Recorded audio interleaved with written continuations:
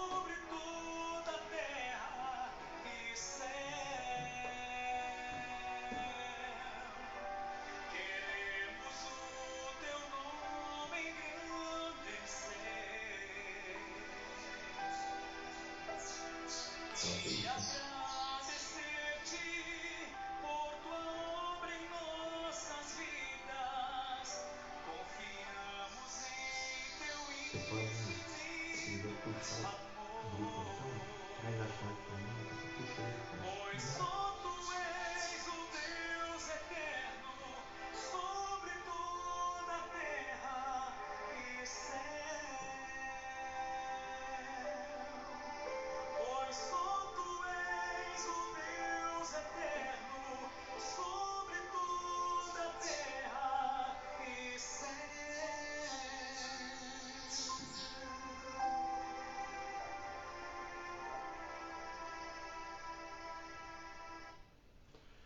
Bom dia novamente, grande privilégio para nós estarmos nessa manhã estudando mais uma porção da Palavra de Deus. Infelizmente, estamos ainda impossibilitados de reunir, mas nós cremos no cuidado de Deus, no controle dele sobre todas as coisas e vamos caminhando na dependência dele a cada dia. O tema proposto para hoje é como vencer os gigantes com a família da fé. achei muito importante, ok? Tivemos um pequeno probleminha aí. Me chamou a atenção, há 2 domingos atrás, nós estávamos ouvindo, né, uma transmissão. Irmão Aloysio Juste, ele disse uma frase que me chamou muita atenção. Ele disse assim: ser crente em casa é muito chato. E ele completou: é ruim. De fato, eu fiquei pensando, né, na monotonia que tem sido esses dias, mesmo aprendendo muito da palavra de Deus, mas é ruim, né?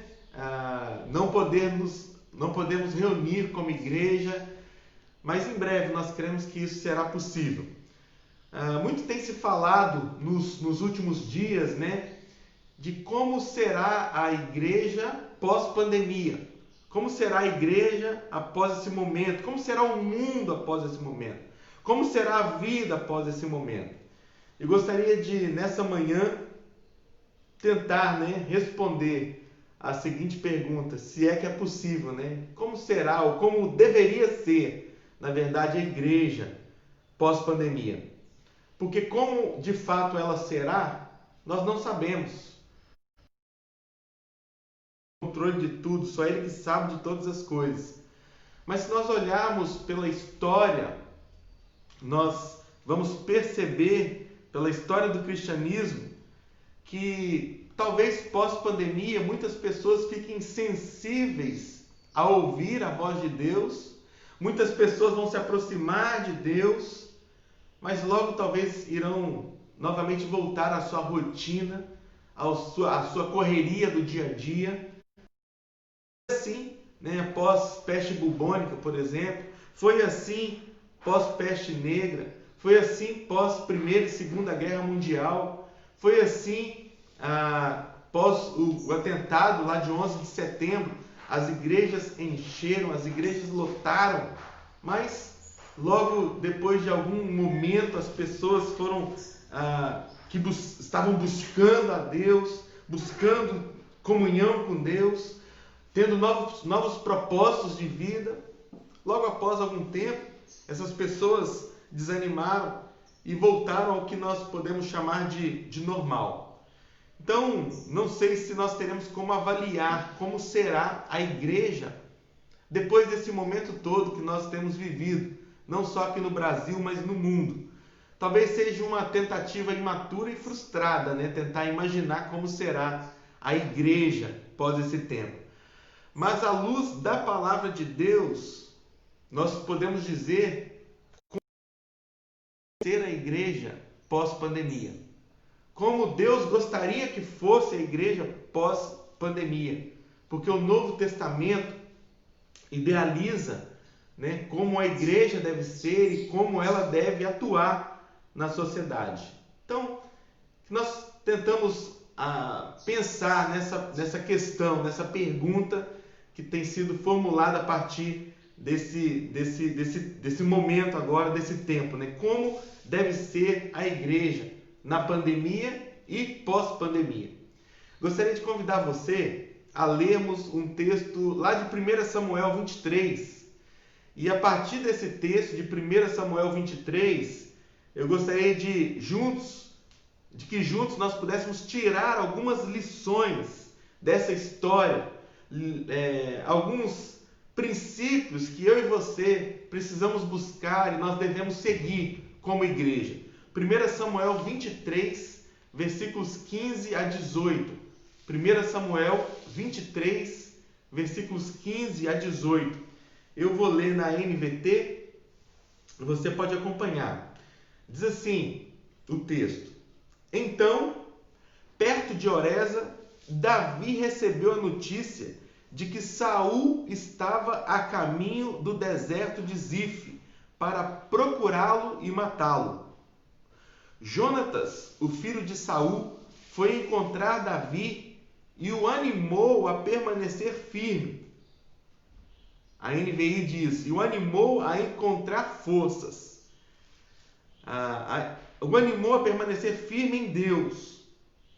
Não tenha medo, disse Jonatas. Meu pai jamais o encontrará. Você será o rei de Israel, e eu serei o segundo no comando, como meu pai Saul sabe muito bem. Então os dois renovaram seu compromisso solene diante do Senhor. Depois, Jonatas voltou para casa, enquanto Davi ficou em Horesa. Depois nós vamos refletir sobre esse texto, mas eu estava lendo esse texto, e quantas vezes ao longo da vida nós temos problemas, como Davi tinha aqui um grande problema. E muitas vezes os problemas que eu e você temos que enfrentar se assemelham a grandes gigantes, que às vezes o combate parece ser desleal. Há alguns momentos na nossa vida em que nós achamos que não vamos conseguir enfrentar os problemas. E nós ficamos parados, perplexos diante desses problemas, pensando no estrago que esses problemas são capazes de fazer. Muitos problemas, talvez alguns problemas que eu e você temos enfrentado, é a ansiedade. A ansiedade que traz com outros problemas. Talvez o medo. Temos medo. Medo do que vai acontecer amanhã. Medo dessa pandemia. Medo de perder o emprego. Nós temos também, às vezes, a timidez é um gigante que tenta nos atrapalhar, nos impedir de seguir em frente. Outro problema, talvez impaciência. E talvez a soma desses problemas, ou de vários outros problemas, gera uma depressão. Gera uma angústia. Talvez um grande problema seja um vício. Ou talvez problemas nos levam para os vícios. Problemas que talvez nos levam para a solidão. E quantas pessoas têm vivido o gigante do sentimento de culpa, de um passado marcado talvez pelo pecado, de uma situação não resolvida ou mal resolvida. Sofrimento. Um dos grandes problemas hoje tem sido também o temor aos homens. Mais a homens do que a Deus. E isso se torna um grande gigante na nossa vida. E a pergunta é: como derrotar esses problemas? Como enfrentar esses gigantes? Como combater esses gigantes que nos cercam, que nos confrontam, que tentam derrubar a nossa vida, que tentam estragar o nosso dia, que tentam roubar a nossa alegria? A pergunta é: como prosseguir em frente, como prosperar face a esse combate na nossa vida, a esses combates na nossa vida. Duas coisas são essenciais para nós enfrentarmos esses gigantes, esses problemas. A primeira é a fé. Precisamos ter fé. E a segunda é a família da fé. A fé é a nossa arma de combate. E a família da fé, digamos que ela seja o nosso exército. É o exército aliado no combate a esses gigantes. E eu fiquei pensando, e voltaremos brevemente para o texto aqui, que sem a fé e sem a família da fé, dificilmente nós sairemos vitoriosos. Porque sem a arma da fé e sem o exército, que é a família da fé, é impossível se ganhar muitas batalhas. É impossível. É difícil. Os gigantes, muitas vezes, eles nascem da incredulidade do nosso coração. Nosso coração, que a Bíblia fala que é enganoso. E o nosso coração enganoso faz com que nós sejamos, muitas vezes, incrédulos. E nós trazemos para nós muitos problemas emocionais, talvez problemas psicológicos, todos frutos da incredulidade humana. Talvez a falta de fé na bondade de Deus, no cuidado de Deus, a falta de fé na promessa de Deus. Em toda e qualquer circunstância, nós podemos ter certeza de que Deus fará o melhor para nós e por nós. Deus tem o melhor para nós. Deus quer o melhor para nós. Olhemos para a vida de Abraão. Abraão, diante dos gigantes que assolavam a sua alma, ele derrota esses gigantes, mostrando ou demonstrando fé. Fé nas promessas futuras de Deus. É interessante o que Paulo escreve sobre Abraão e a fé dele em Romanos 4. Gostaria de ler rapidamente Romanos 4, 18 a 21, que diz assim: mesmo quando não havia motivo para ter esperança, Abraão a manteve, crendo que se tornaria o pai de muitas nações, pois Deus lhe tinha dito: esse é o número de descendentes que você terá. E aí Paulo diz o seguinte sobre Abraão: e sua fé não se enfraqueceu, embora soubesse que aos 100 anos seu corpo, bem como o ventre de Sara, já não tinha mais vigor. Em nenhum momento, versículo 20, a fé de Abraão na promessa de Deus vacilou. Na verdade, ela se fortaleceu e com isso deu glórias a Deus. Abraão estava plenamente convicto de que Deus é poderoso para cumprir tudo que promete. Irmãos, Abraão estava plenamente convicto, versículo 21, de que Deus é poderoso para cumprir tudo o que promete. É nisso que temos que confiar. Sempre que nós baixamos a guarda, a incredulidade sufoca a nossa fé. A incredulidade estrangula a nossa fé. Gigantes tentam destruir a nossa alma. E eu gosto de analisar e de estudar a vida do apóstolo Paulo, que pôde olhar para trás e dizer, e escrever na sua última carta, lá em 2 Timóteo 4, está próximo o tempo da minha partida. Combati o bom combate, terminei a corrida, guardei a fé. Guardei a fé. Durante toda a vida cristã, Paulo tinha combatido os combates da alma com a fé, com uma vida de fé, guardando a fé. Seria bom que no final da nossa carreira, da nossa jornada aqui, nós pudéssemos dizer o mesmo: guardei a fé. Então a fé, guardar a fé. A fé é uma arma fundamental para vencermos os gigantes da nossa vida. A família da fé também é um nosso exército. Nós necessitamos, nós precisamos. Além da fé, Paulo, ele tinha em mente, e ele foi grato em muitas cartas que ele escreveu, ele era grato à família da fé, porque a família da fé, conforme ele menciona em vários textos, é que o ajudava a se manter firme em Deus. A família da fé é quem ajudava Paulo a não desanimar frente aos gigantes da vida, frente aos embates da vida. Paulo demonstrou e ele combatia os combates com a ajuda de outros cristãos.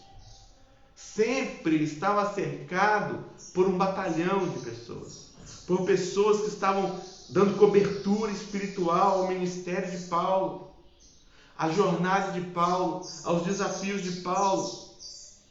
Ele menciona Barnabé, Silas, Timóteo, Lucas, João Marcos, Áquila e Priscila, Epáfras.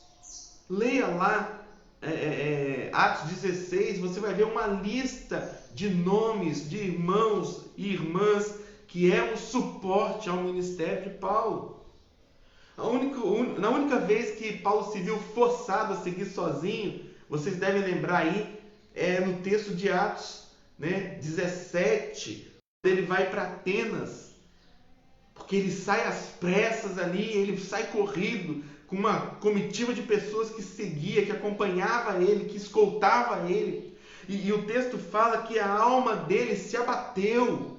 E quando, diz assim o texto, Atos 17, versículos 15 e 16, Diz assim: os homens que foram com Paulo e levaram ele até Atenas, partiram depois com instruções para que Silas e Timóteo se ajuntassem a ele. É como que Paulo estivesse implorando para aquelas pessoas: olha, digam para Silas e para Timóteo virem ao meu encontro. Minha alma está angustiada. Até mesmo porque Paulo não sabia a situação real de Silas e de Timóteo. Porque Paulo sai às pressas. Paulo sempre contou com a família da fé. Tem outro texto de 2 Coríntios. Eu gosto desse texto. 2 Coríntios 7, versículos 5 a 7. Olha o que diz esse texto. Paulo diz assim: quando chegamos a Macedônia, não tivemos nenhum descanso. E olha o que Paulo diz: enfrentamos conflitos de todos os lados. Conflitos externos, e o que Paulo fala aqui agora, 2 Coríntios 7, 5, conflitos externos, temores internos.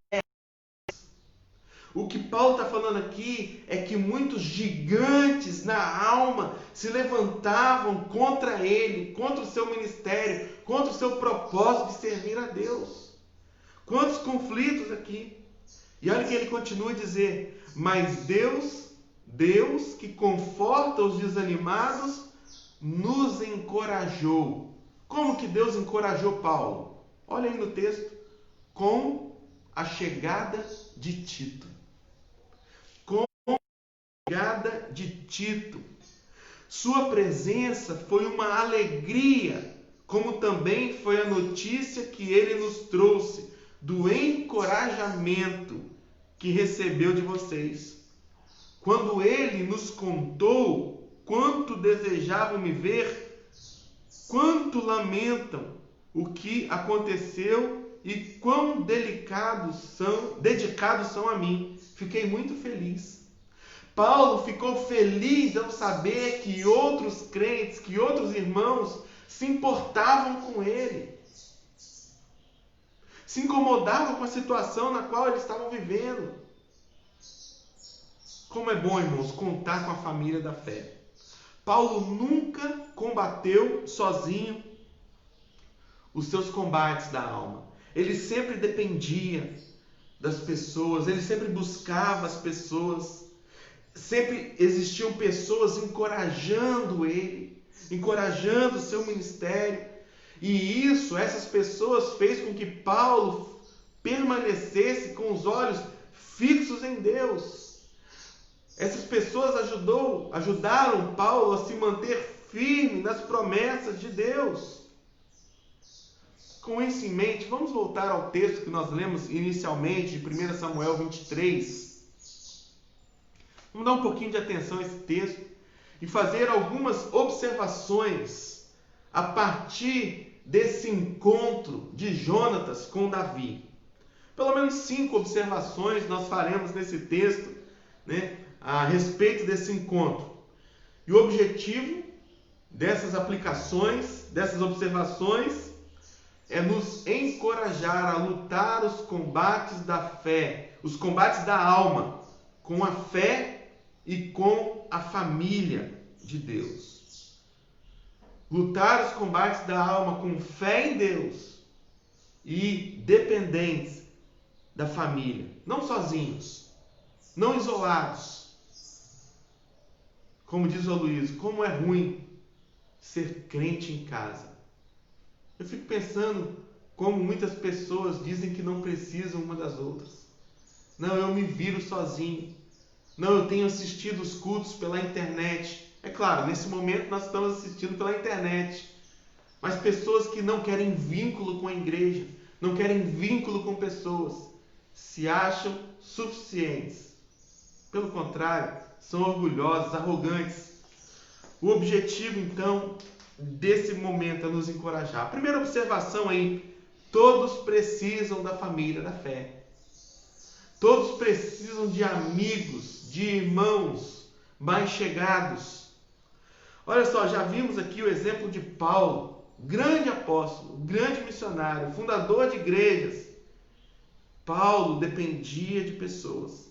Paulo contava com a família da fé. Paulo contava com o exército de Deus. O próprio Jesus, já imaginou como Jesus, que não precisava de ninguém, ele era Deus, mas ele era humano também, e ele buscou se fortalecer com a família da fé.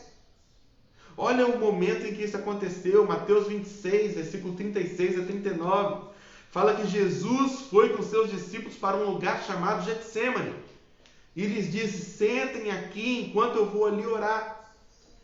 E o texto fala: levando consigo Pedro e os 2 filhos de Zebedeu, talvez aqueles que eram mais chegados dele, começou a entristecer e a angustiar-se. Jesus se entristeceu, Jesus se angustiou. E Jesus, irmãos, ele faz algo aqui que muitas vezes o nosso orgulho nos impede de fazer. Jesus, ele abre o coração para aqueles discípulos ali. Ele diz: olha, a minha alma está profundamente triste, numa tristeza mortal. Fiquem aqui e vigiem comigo. Versículo 39. Indo um pouco mais adiante, prostrou-se com o rosto em terra e orou: meu Pai, se possível, afasta de mim esse cálice. Contudo, não seja como eu quero, mas sim como tu queres. Essas atitudes de Jesus revelam que no coração dele havia fé nas promessas de Deus, primeiramente, porque ele ora a Deus, e ele ora ciente de que Deus o ouviria, de que Deus o livraria. Talvez imaginando, conhecedor da Escritura que era, o Salmo 50, que diz: então clamem a mim em tempos de aflição, e eu os livrarei, vocês darão glórias a mim. Foi exatamente o que Jesus fez ali, clamou a Deus na hora da aflição e deu glórias a Deus. Essa deveria ser a nossa atitude também. Talvez que nós pudéssemos, irmãos, abrir o nosso coração. Eu conheço irmãos que guardam problemas, sofrem com problemas da alma, não compartilham, não buscam ajuda, não derramam o coração diante de outros irmãos. A minha alma está profundamente triste, numa tristeza mortal, disse Jesus. Fiquem aqui, eu preciso de vocês. Vigiem comigo. Da família da fé.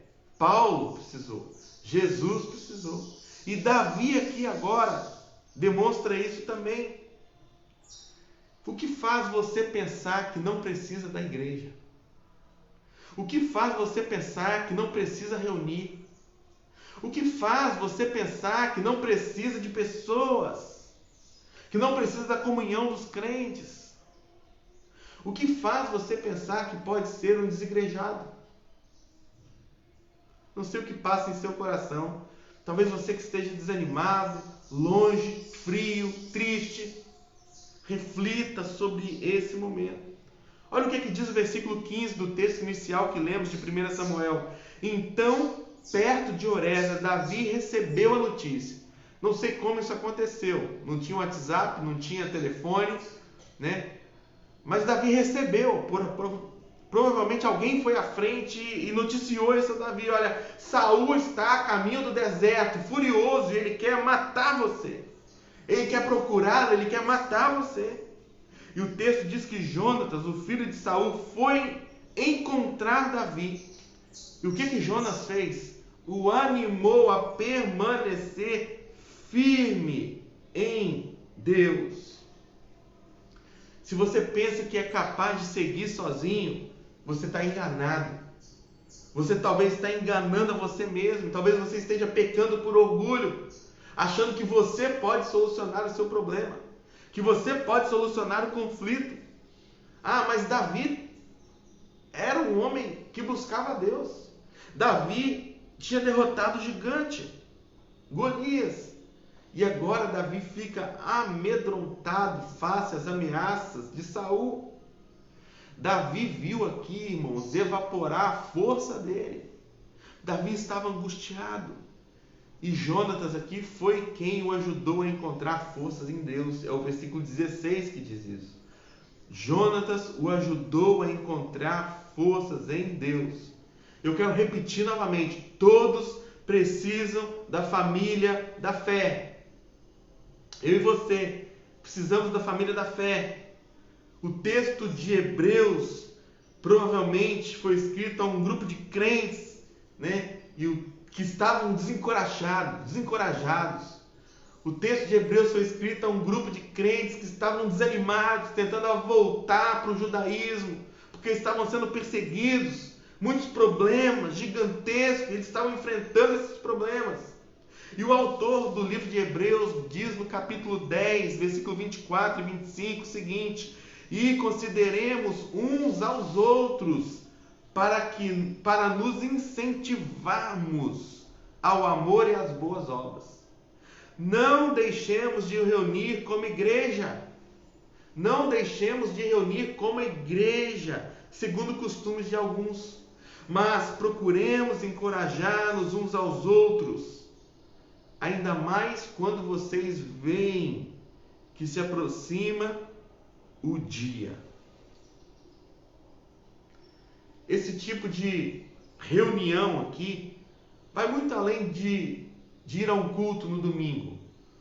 Vai muito além de participar da escola dominical. Não tem nada a ver com simplesmente ir à igreja. Mas o texto aqui está falando, o autor de Hebreus aqui, ele está falando de se encher de Deus, de adorar a Deus, se encher da palavra de Deus, com oração, louvor, adoração, intercessão, testemunhos. E depois que nós fizermos isso, derramar de Deus na vida de outras pessoas. O texto aqui tem a ver com mutualidade. O texto aqui de Hebreus está falando no contexto de relacionamento. Olha as instruções do texto aqui. É muito mais do que reunir. É muito mais do que estar lá, simplesmente e sair e ir embora para casa. É muito mais que isso. O texto de Hebreus 10 está falando de intimidade. Porque o texto está falando, olha, considerem-se uns aos outros. O texto também, além de intimidade, está falando de regularidade. Não deixem de reunir, como alguns já estão fazendo, como é do costume de alguns. Regularidade, frequência. Irmãos, nós não deveríamos trocar o momento da reunião, o momento do culto, por sequer outra coisa. É claro, eu entendo que alguns irmãos, talvez uma escala de trabalho, talvez uma viagem necessária. Mas, irmãos, nós temos muitas vezes deixado de reunir por coisas fúteis, coisas banais. Não deixem de reunir. O outro texto, nesse texto ainda, a terceira instrução aqui, a instrução de Hebreus ainda quer dizer sobre a intencionalidade, intimidade, regularidade e intencionalidade. Para que reunir? Para incentivar aos outros ao amor e às boas obras. Nós devemos reunir com uma expectativa. A expectativa de que se aproxima o dia do Senhor. Isso deve nos motivar a reunir. Isso deve nos motivar a nos ajuntarmos com a nossa família da fé.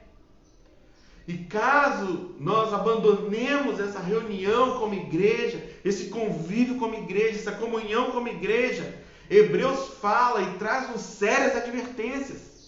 No outro texto de Hebreus, o autor diz assim no capítulo 3, cuidado, irmãos, para que nenhum de vocês tenha um coração perverso e incrédulo.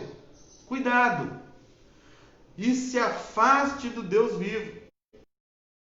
Olha o que ele diz aqui.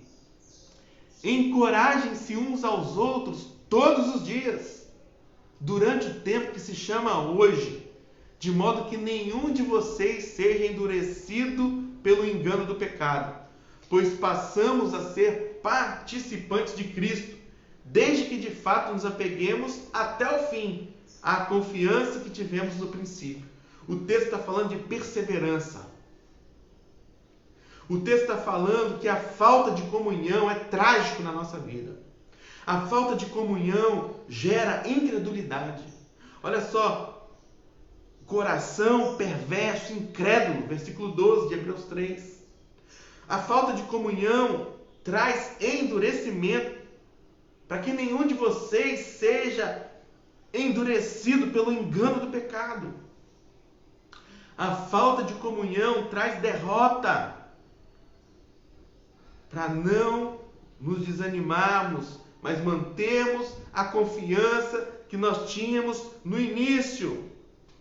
Partindo do pressuposto aqui que o autor de Hebreus escreve e fala para crentes, é possível que o nosso coração, irmãos, se torne incrédulo. É possível que o nosso coração se afaste do Deus vivo. Por isso ele fala, não deixe de congregar, como é costume de alguns. Não brinquem com fogo, não brinquem com pecado, não fiquem sozinhos. Vençam os combates da alma, buscando pessoas, se aliando a pessoas. Precisamos sim da família da fé. Precisamos sim da comunhão com a igreja. Precisamos sim, irmãos, abrir o nosso coração. É muito mais do que reunir isso. Eu fico pensando quantas oportunidades nós temos para isso. Não estamos falando aqui de acabar o culto, você descer a rampa e ir embora correndo. Não. Busca um momento de convivência, busca um momento de comunhão, se aproxime de pessoas. Que saudade das nossas cantinas nos domingos à noite. Que saudade dos nossos almoços, irmãos. Onde nós podemos sentar com irmãos aqui à mesa e derramar o nosso coração, abrir o nosso coração. Poder pedir uma oração faz parte, irmãos. Segunda lição que nós aprendemos aqui, com esse texto de Davi e Jonatas, é que a família da fé deve ser intencional. Olha a experiência de Davi aqui. Precisa ser intencional. Quando Davi estava em Oreza, no deserto de Zif, ele soube que Saul tinha saído para matá-lo. Jonatas, filho de Saul, foi falar com ele. Ele teve essa intenção, ele saiu e foi. E o ajudou a encontrar forças em Deus. Jonatas é o tipo de cristão que nós precisamos ser. É o tipo de igreja que nós precisamos edificar. É o tipo de igreja que nós precisamos cultivar. Ele soube que Davi estava em apuros. Ele agiu no sentido de ir ajudar Davi, se levantou e foi falar com ele. Irmãos, Jonatas aqui, ele saiu da sua zona de conforto, saiu do palácio, colocou a vida dele em risco para ir procurar Davi no deserto, para falar com Davi. A família da fé, ela deve ser intencional, ou seja, nós devemos ter essa disposição. Eu sei de um irmão que está passando por angústia, eu sei de um irmão que está passando por aflição, liga para ele. Não dá para ir visitar agora, mas se for necessário, vá. A disposição de Jonatas aqui para enxergar a situação dos outros é a que nós devemos ter. Tirar os olhos de nós mesmos, colocar os olhos nas outras pessoas, observar as suas dificuldades, seus problemas, as suas angústias. Disposição aqui para levantar, para ajudar o outro. É levantar e ir, vai. Toma uma atitude, faça. Disposição aqui que Jonatas demonstrou também quando ele paga o preço, de ajudar o outro. Ele vai ao deserto.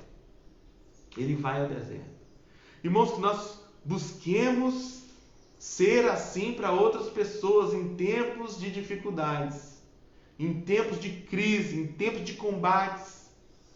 Quantos têm travado combates na alma, têm sofrido? carecem da nossa ajuda. Terceira observação, a família da fé aponta uns aos outros para Deus. A família da fé aponta uns aos outros para Deus. Jonatas aqui, ele não deixou o conforto do palácio, né, as regalias que ele tinha lá, e ele foi para o deserto aqui para encher Davi de ego. Não, ele não foi fortalecer a autoconfiança de Davi. Ele não foi fortalecer a autoimagem de Davi. Ele não foi fortalecer a autoestima de Davi. Jonatas fortaleceu a confiança de Davi em Deus. Quando Davi estava em Oreza, no deserto de Zif, soube que Saul tinha saído para matá-lo, e Jonatas, filho de Saul, foi falar com ele em Oreza e o ajudou a encontrar forças em Deus. Grifem essa frase aí na sua vida. E o ajudou a encontrar forças em Deus. É aqui que reside toda a diferença entre a comunhão da família da fé e a comunhão com grupos de apoio. Irmãos, infelizmente, tem muitos crentes procurando grupos de apoio, procurando psicólogos, para tratar problemas da alma. Eu não estou falando de medicamentos, talvez sejam necessários. Procurando pessoas que nem cristãs são, para solucionar conflitos da sua alma. Pessoas que jamais serão capazes de ajudar. Olha o exemplo de Jonatas aqui. Davi estava com a alma aflita, angustiado. E Davi não precisava aqui ser lembrado de que ele tinha força, de que ele venceu o gigante, de que ele venceu Golias, de que ele já tivera muitas vitórias. Mas Davi precisava ser lembrado aqui que ele tinha Deus, que Deus é forte, que Deus é poderoso, que Deus é capaz de socorrê-lo. Jonatas não foi elogiar Davi. Jonas não foi passar a mão em Davi. Jonas não foi lembrar do passado de Davi. O passado, sim, ele pode ser importante, porque as vitórias do passado servem para nós lembrarmos, ou servem para alimentar a nossa fé em Deus, que pode nos ajudar no futuro. Interessante aqui, Jonatas foi lá e colocou, demonstrou e incentivou Davi a confiar e a buscar em Deus. Paulo, combatendo os seus combates, ele sabia disso também. Olha o que ele diz, olha, por essa causa, Paulo diz em 2 Timóteo 1,12, ou seja, por causa, está falando aqui do chamado dele, eu também sofro.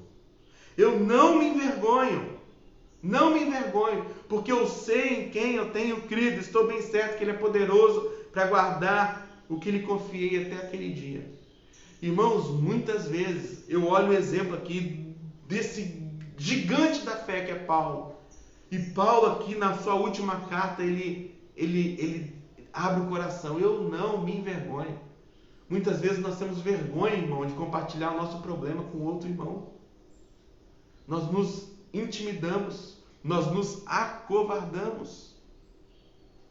A família da fé aponta uns aos outros para Deus.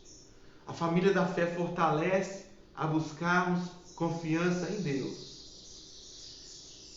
Interessante, Jonatas não ficou ali com Davi no deserto. Eu vou ficar aqui com você para nós vencermos os problemas. Não. Jonatas, ele deixou que Deus, ele colocou confiança no coração de Davi, que tinha um Deus que poderia solucionar o problema. E é muitas vezes isso que temos que fazer, irmãos. Ir lá na casa do outro irmão, ou talvez um telefonema, ligar, irmão, você está passando por essa situação, confie em Deus, para que a sua confiança em Deus aumente ainda mais. Quarta observação, a família da fé maneja bem a palavra de Deus. Jonatas aqui, ele tira os olhos de Davi, ele tira os olhos das tribulações, dos problemas, dos temores de Davi e ele aponta para Deus. Ele fortaleceu Davi em Deus. Como que Jonatas fez isso? Como nós podemos fortalecer o nosso irmão em Deus? Olha o que Jonatas fez. Ele trouxe à memória de Davi a palavra de Deus. Jonatas trouxe à memória de Davi a promessa de Deus. Leia lá 1 Samuel 23, 17. Davi, você vai ser rei em Israel. Foi Deus que te ungiu. Foi Deus que disse isso. Pode ficar tranquilo. Ninguém será contra você. Ninguém vai te vencer. Jonatas só relembrou Davi daquilo que ele já sabia. Mas estava cego diante das aflições e dos gigantes da vida. Jonatas errou aqui só naquilo que ele não usou a Bíblia, porque ele disse que ele seria o segundo no comando. Mas Deus não disse isso. Então nós temos que usar, irmãos, a palavra de Deus para consolar. A verdade de Deus. A verdade de Deus. Tem uma frase de estava lendo um artigo, diz assim: para realmente ajudarmos uns aos outros nos combates da alma, devemos conhecer e comunicar bem a palavra de Deus uns aos outros, e não as nossas impressões.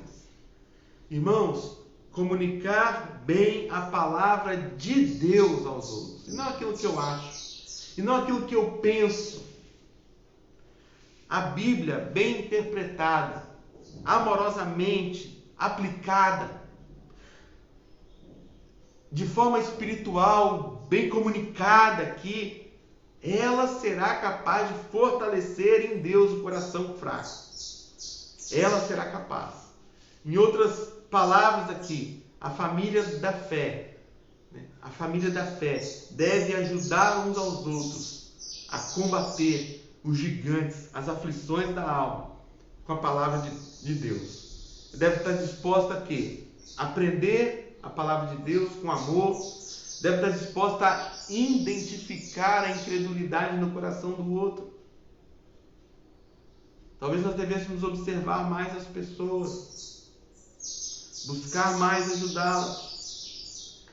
Deve, com o auxílio do Espírito Santo, entender a palavra de Deus, e aí sim compartilhar e transmitir essa graça. Só assim seremos realmente família da fé. E para terminar, para concluir aqui o nosso pensamento, a família da fé deve levar uns aos outros aos pés de Deus. Primeiro nós vimos que todos precisam da família da fé. Depois nós vimos que a família da fé é intencional em sua missão. Deve se levantar para ajudar, para auxiliar uns aos outros. A família da fé ajuda os outros a encontrar forças em Deus através da palavra de Deus. E agora a família da fé leva uns aos outros aos pés de Deus, de joelhos. Vou ler o último texto que nós leremos aqui, Efésios 3, 14 a 21. Efésios 3, 14 a 21 diz assim: por esta razão ajoelho-me diante do Pai, do qual recebe o nome toda a família nos céus e na terra. Oro para que com suas gloriosas riquezas Ele os fortaleça no íntimo do seu ser com poder, por meio do seu Espírito, para que Cristo habite no coração de vocês mediante a fé. E oro para que, estando arraigados e alicerçados em amor, vocês possam, juntamente com todos os santos, compreender a largura, o comprimento, a altura e a profundidade, e conhecer o amor de Cristo que excede todo conhecimento, para que vocês sejam cheios de toda a plenitude de Deus. Aquele que é capaz de fazer infinitamente mais do que tudo que pedimos ou pensamos, de acordo com o seu poder que atua em nós. A Ele seja a glória na igreja e em Cristo Jesus por todas as gerações, para todo o sempre. Amém. Foi de joelhos diante do Pai que Jonatas e Davi terminaram a conversa. O texto diz que os dois fizeram um acordo perante Deus, perante o Senhor. Então Jonatas foi para casa e Davi permaneceu em Horés. Questione a comunhão que você julga ter com alguém. Se essa comunhão te leva para mais perto de Deus. Será que a comunhão sua com essas pessoas ou com outras pessoas te leva a orar? A comunhão entre as pessoas, a família da fé, deve levar uns aos outros para mais perto de Deus, para mais próximo a Deus, para ter o desejo de buscar a Deus. E assim eu posso combater os gigantes da alma com a família da fé. Todos nós enfrentamos conflitos, irmãos. Todos nós. Como Paulo diz aqui, conflitos externos e temores internos. E nós seremos vitoriosos se nós combatermos isso com a fé e com o auxílio dos irmãos, da família da fé. Com o auxílio da família da fé. Como será a igreja pós-pandemia? Irmãos, não sei. Tanto tem se falado sobre isso. Tantas lives já sobre esse tema, sobre esse assunto. Como ela será? Não sei, nós não sabemos. Mas como ela deve ser, nós estudamos hoje aqui. E a minha oração é que você forme amizades espirituais. Se aproxime de pessoas que te encorajem em Deus. Se aproxime de pessoas que te aponte para Deus. Se aproxime de pessoas que te encham da palavra de Deus. Para que você possa seguir com fé, com esperança, com amor nas promessas de Deus. Que a igreja local, que a família da fé nos ajude a combater os combates da alma com fé nas promessas de Deus. Só as considerações finais aqui. Então, primeiro, encontre amigos espirituais que te fortaleçam em Deus. Busque eles. Se aproxime deles. Não deixe de congregar. O texto fala, como é do costume de alguns. A comunhão é muito importante. Faça de Jesus o seu primeiro e principal amigo, o seu companheiro, o seu amigo leal, o seu amigo fiel. Mas abra o seu coração, como o próprio Jesus fez, para que outros te ajudem. A gente já conclui. Temos, pois, um grande sacerdote sobre a casa de Deus. Versículo 23. Apeguemos-nos com firmeza à esperança que professamos, pois aquele que prometeu é fiel. E consideremos uns aos outros, para nos incentivarmos ao amor e às boas obras. Não deixemos de reunir como igreja, segundo o costume de alguns, mas procuremos encorajar-nos uns aos outros, ainda mais quando vocês veem que se aproxima o dia. Vamos orar? Senhor, muito obrigado, Pai, por esta manhã, por podermos refletir a respeito da Tua palavra, a respeito da necessidade que temos, ó Pai, de termos fé em Deus e de buscarmos a família da fé, para que nós possamos vencer os gigantes da alma. Pai, o Senhor conhece cada pessoa que está ouvindo essa mensagem, que está acompanhando esse estudo. O Senhor conhece o coração de cada um, ó Pai.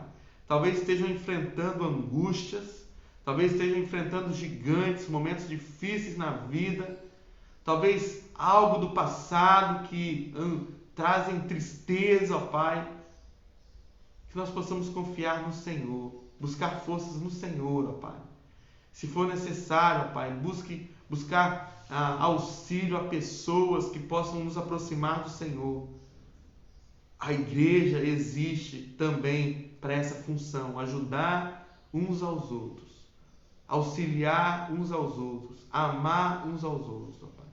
Nos ajude a dependermos do Senhor e a buscarmos em cada momento da nossa vida. Essa é a nossa oração, gratos em nome do Senhor Jesus. Amém. Muito obrigado a você que acompanhou aqui o nosso momento nesta manhã. Quero dizer que na permissão do Senhor estaremos reunidos hoje às 19h30, ok? Então às 19h30 você é o nosso convidado a acompanhar o estudo aí, a meditação que será feita também, talvez os hinos que serão cantados e ministrados à noite. Então, hoje às 19h30 você é nosso convidado. Uma boa manhã para você e um bom dia.